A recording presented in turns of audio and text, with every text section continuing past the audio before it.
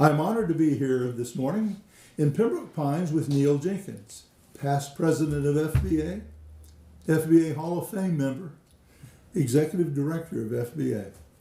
I'm pleased to call him a friend, and together we're going to spend some time on camera exploring the career of Mr. Jenkins so that others might have a little bit better understanding of just who Neil Jenkins is. And we're going to begin with why did you decide to become a band director, and what were the circumstances that began your band journey? Well, early in my life, we used to visit grandparents and relatives in Ellisburg, New York, which is a small community real close to Lake Ontario in the upper northwest cold region of New York, state of New York.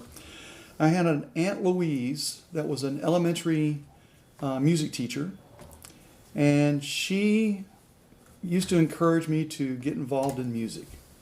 And when I got to about 5th, 6th grade, she says, you need to get involved in music and get in the band and play clarinet.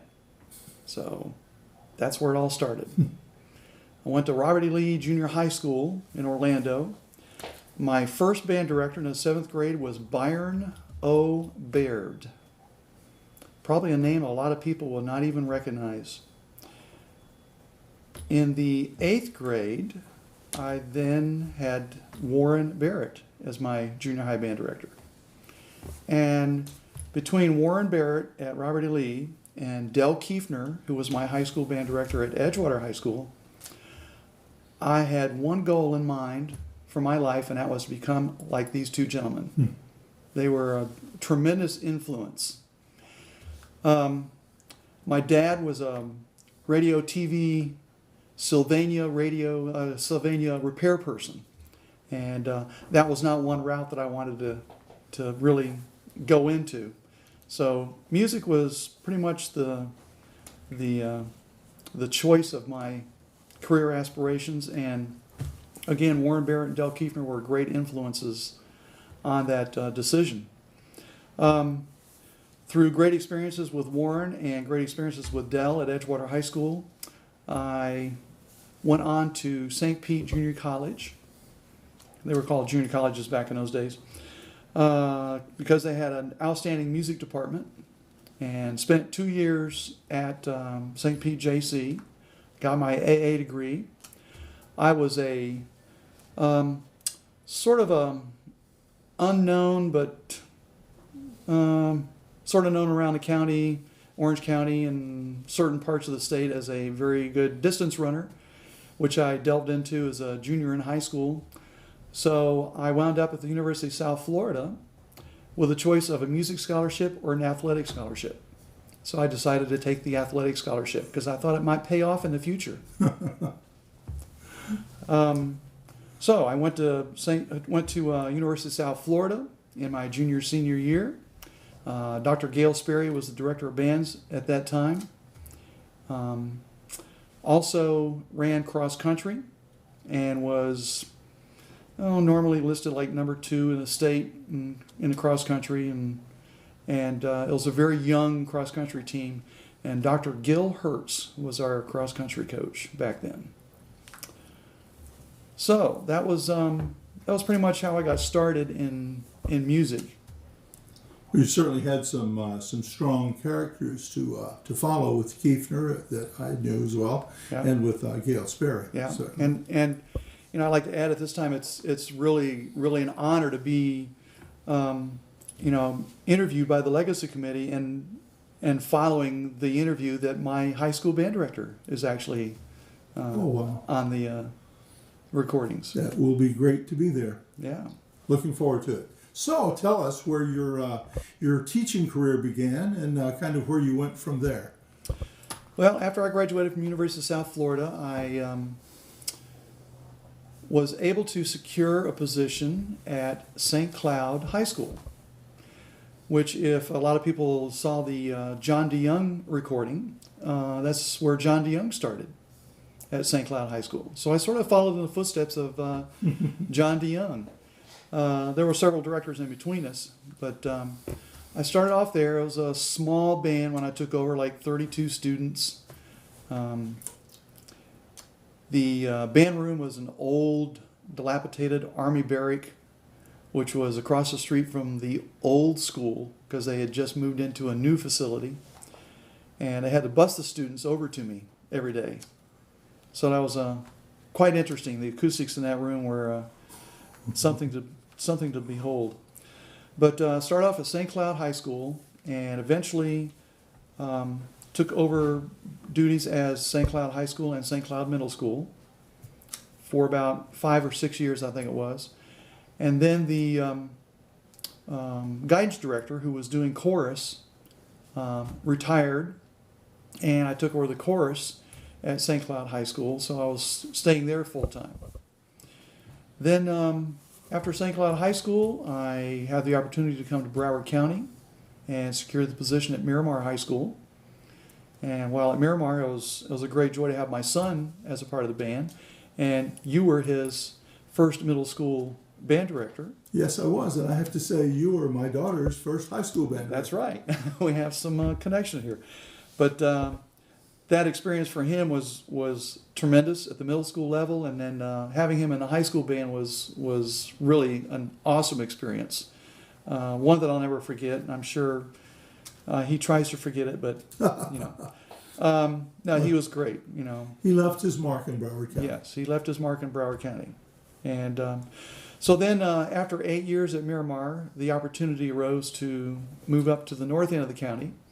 Taravella High School was opening up, and I had interviewed for that position once before, and then turned it down. Decided to stay at Miramar because I felt that maybe the job was unfinished at Miramar. And we had some great successes in those next few years following that. So I'm glad I stayed there. But had the opportunity to go up to Taravella and took it this time and spent 21 years at Taravella, which were probably the best 21 years of my musical career. So that was a great move. But there were some dynamite bands that you had. I know we here in Broward County were blessed to be able to go and listen to you and watch what you did with those, the millions of kids that you had up there. It was truly a wonderful experience. Right. And so you retired from teaching from Taravella. Right. And then what did you do? Well, one short year after retirement, I threw my hat in the ring for the interviewing for the executive director position because I knew that Dwayne Hendon was going to be retiring. And was fortunate enough to have a very good interview and awarded the position, which I'm really thrilled to be in. It's a lot of hard work, a lot more work than a lot of people would probably imagine, but I'm enjoying every minute of it. Well, FBA, I believe, and this is personal, but I think most of us agree that we're stronger because of your involvement with FBA. And I thank you for that right now. Well, thank you. Before we go on any farther. So, during your years as a teacher, can you think of any particular challenges that you had to overcome? And this is for those young directors that are out there looking, at their year and wondering how in the world they're going to get over this. Right. And if you had some challenges that you might share with them that would give them courage. Well, there's been challenges pretty much at all three of those positions. When I started off at St. Cloud, I was a young, inexperienced band director, and I was kind of isolated because I was in Osceola County and there was only 2 high schools in the county. And we usually participated either with Polk County as our district or Brevard County as our district. And still, the distance was pretty far. It's not like here in Broward County where you have several schools close to each other. So you really couldn't go visit anybody. So I was kind of a young, inexperienced band director, and I did my thing based on the experiences I had in high school, which Del Kiefner, bless him, gave all of us a great foundation. And the experiences we had at Edgewater were tremendous. And I always fell back on those during my marching band training and all the work that I did with concert bands. But one time I was kind of floored when Bill Miller and Tom Bishop came up to me after district and said, "We would like to come visit you sometime. We think you're doing a terrific job there at St. Cloud, and we'd like to come in and give you a hand." And I was kind of, whoa, thrown back and floored by that compliment. From that point, I really worked hard to try to gain as much knowledge as possible from everybody I could. And when I came to Miramar, I felt like I had a fairly good foundation to build on. Of course, we always were learning things, but I had a chance to network a little bit more at Miramar High School and learn from other people like yourself, who I had the opportunity to meet when I came here. And then going to Taravella, probably the biggest contribution to the success at Taravella was the feeder program. Ramblewood Middle School has always had a reputation of being a very sound, solid middle school band program.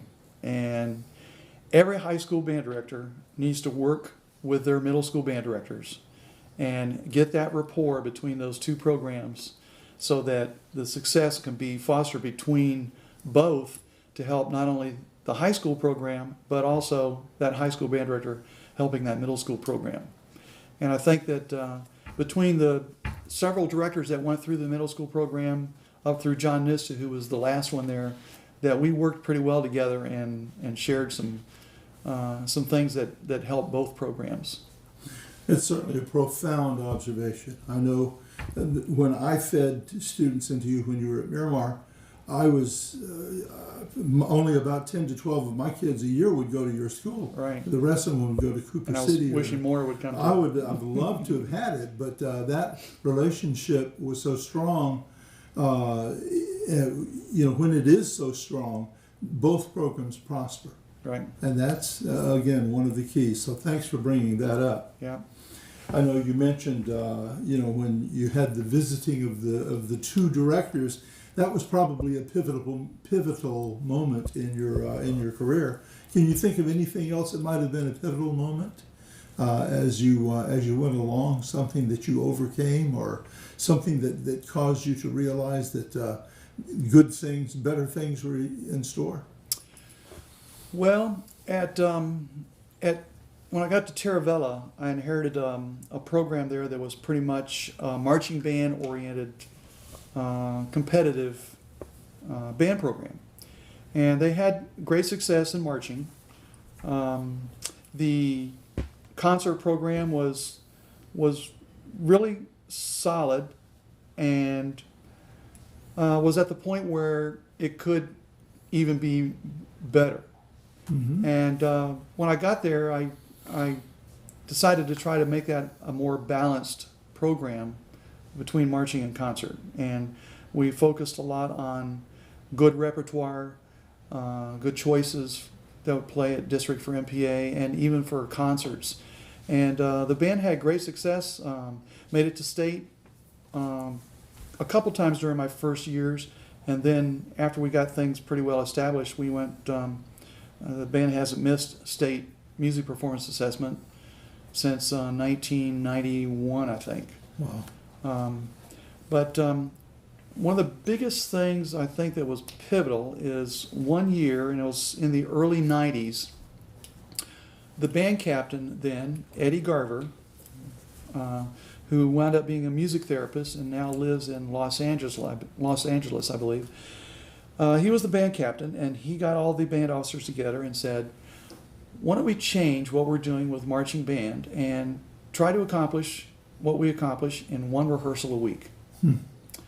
And Mark Humphreys, who was my assistant at that time, we kind of went along with that and said, okay, let's give it a try, because we were rehearsing 2 days a week like most high school bands do.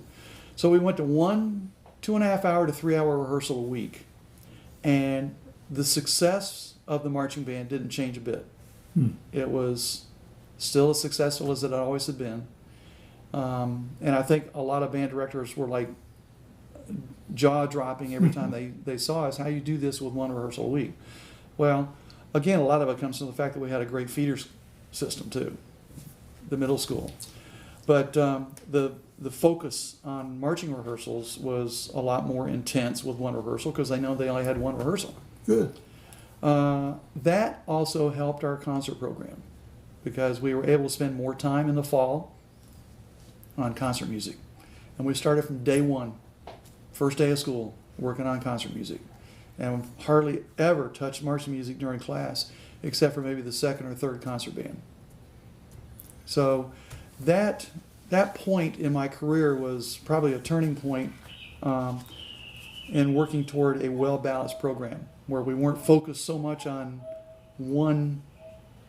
that marching aspect that Yes. can sometimes drive a band program down. And that's something that young band directors just really need to be cautious about. Is not let that animal, that marching band, take over the program to the point where it ruins your musical teaching and the musical productivity that your band can actually really achieve.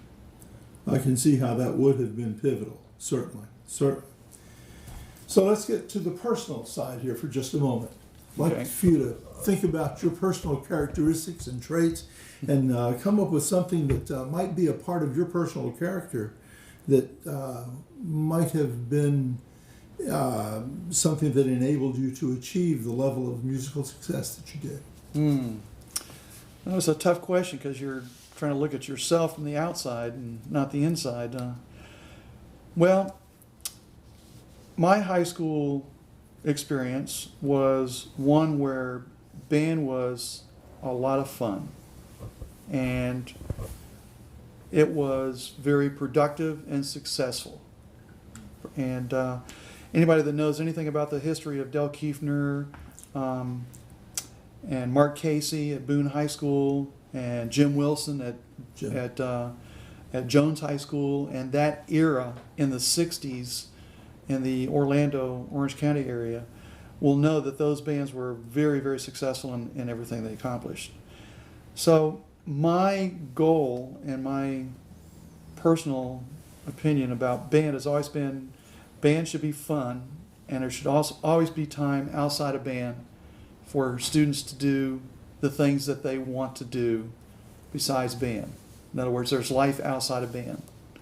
And that was one of the reasons we went to the one marching rehearsal a week, because we knew we had a lot of students involved in other activities and they never had a chance to do those things, and even sports. And this is where the athletic part of it came into play. I had great rapport with coaches.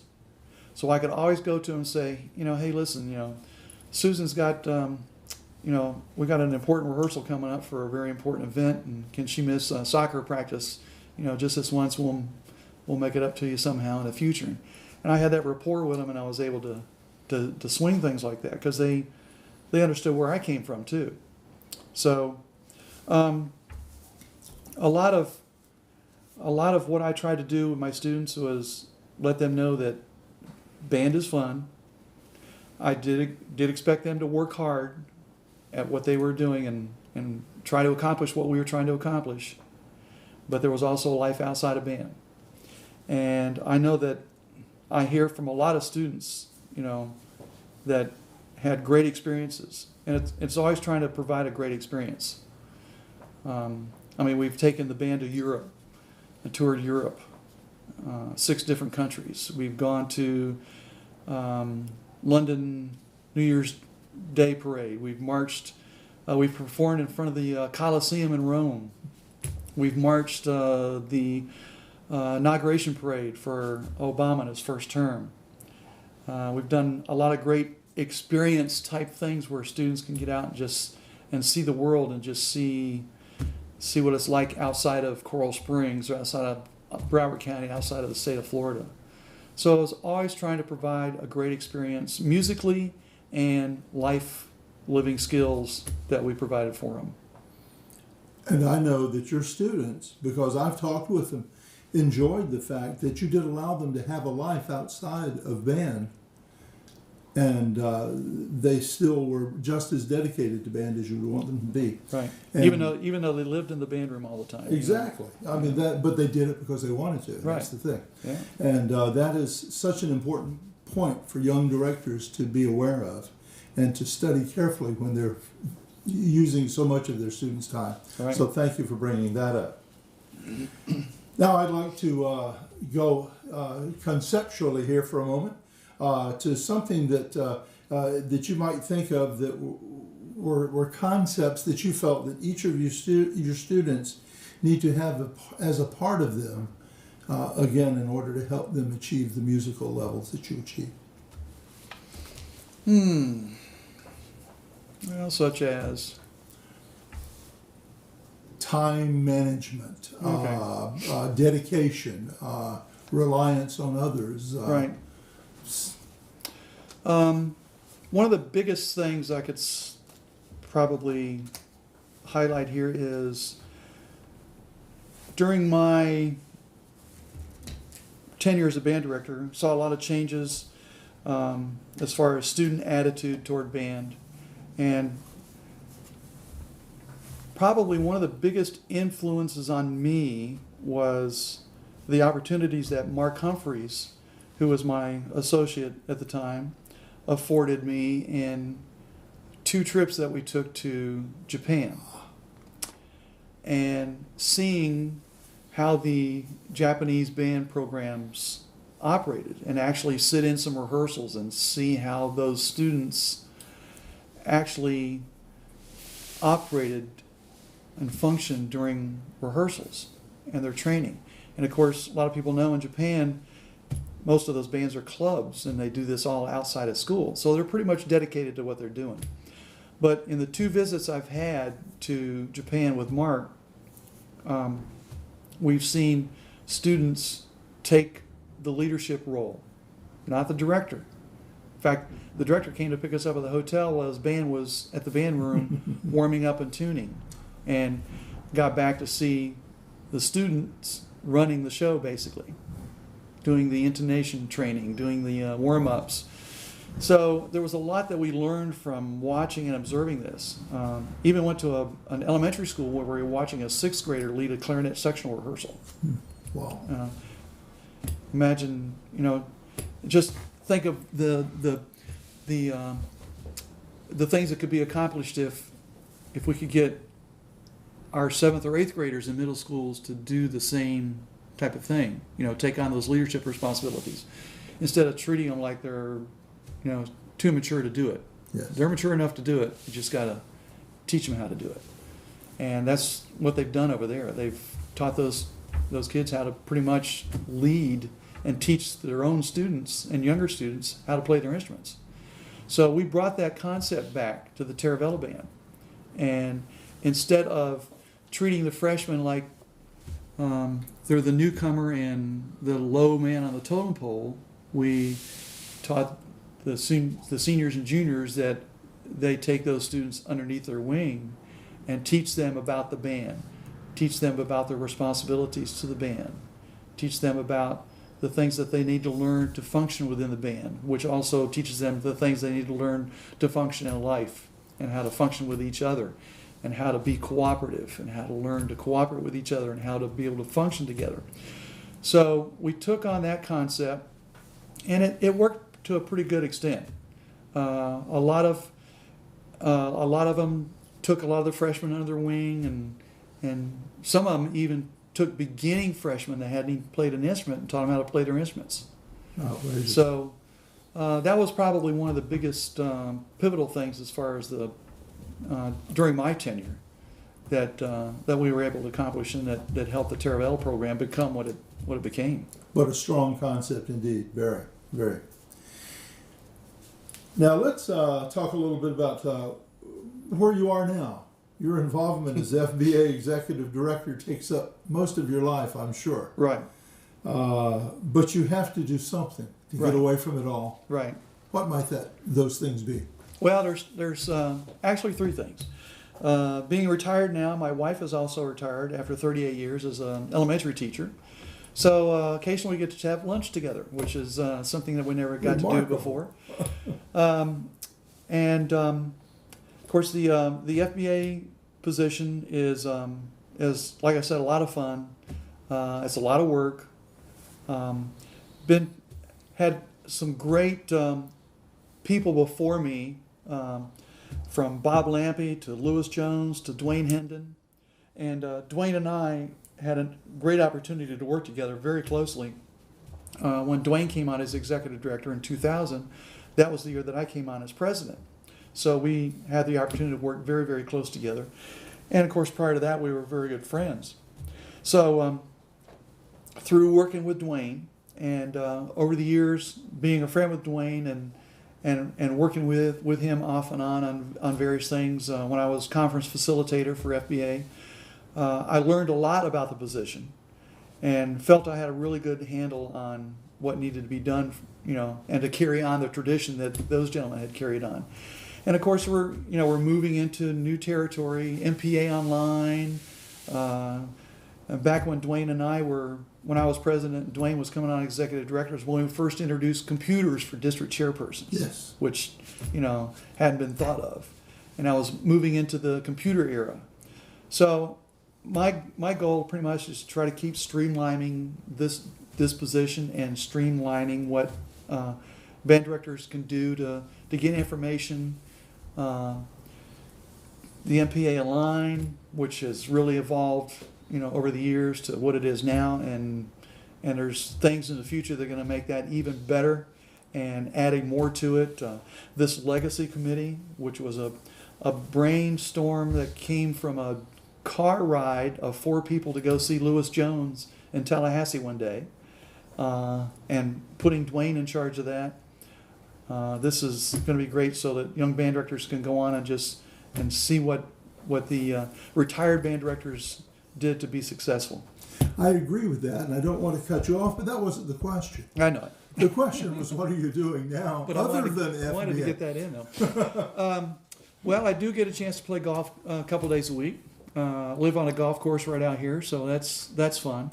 But I also, this is my 14th season in directing the Broward Symphonic Band, which is connected with Broward College.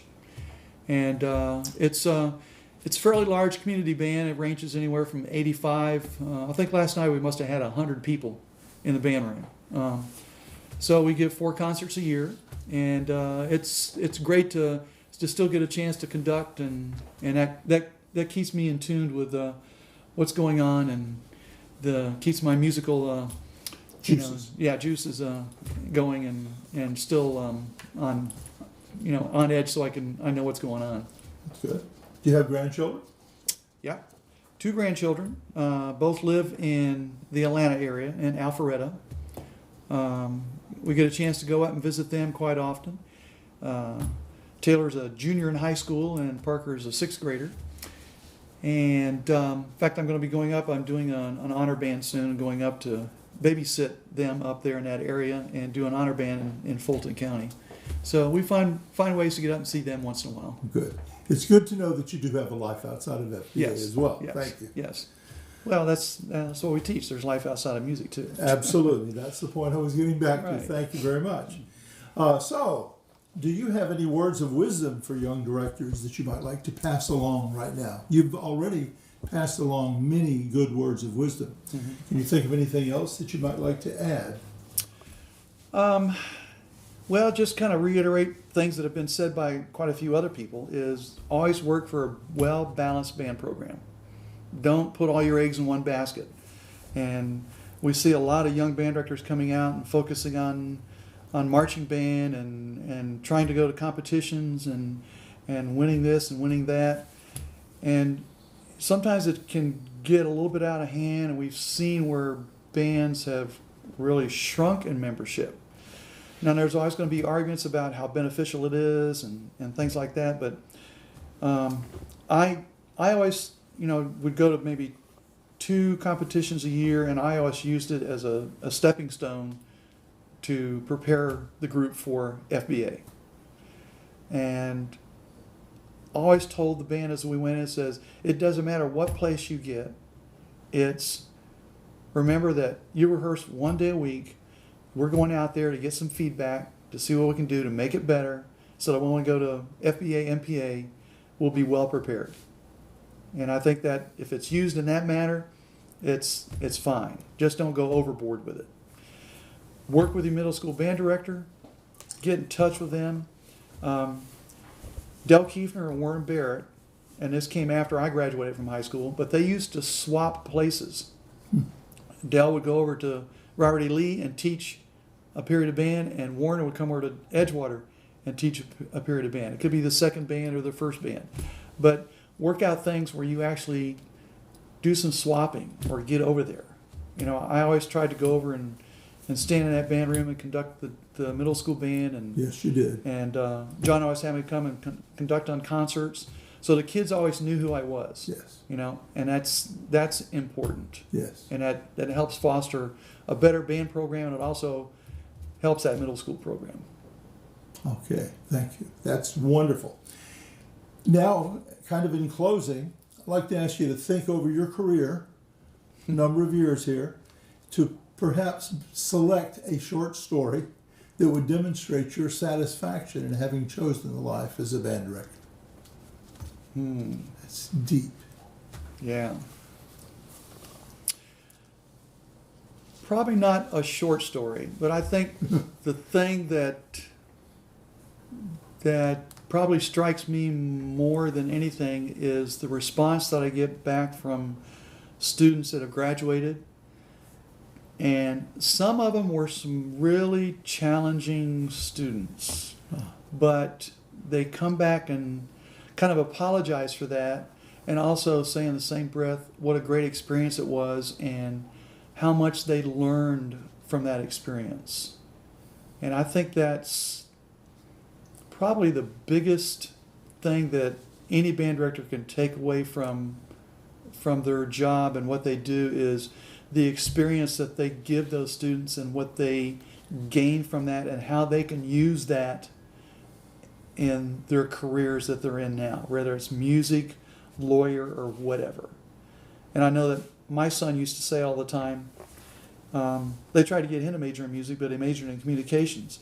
And he used his musical background a number of times in his work and what he did, and all the things that he learned from that and the experiences he gained from that. So, not a short story, but just an ongoing story, so to speak, of what I hear from students and how they appreciate what they got out of being involved in the band. Well, it's clear from listening to you, and it's clear for those of us that have observed you, that you have had quite an impact on students, as well as quite an impact on the life of music here in Florida. And for that and those things, I thank you. And I want to just tell you how much I have enjoyed the interview, and certainly look forward to many people seeing this online and, Thank you. and learning from it. Well, thank you. Thank you, Mr. Jenkins. Thank you. It's a pleasure.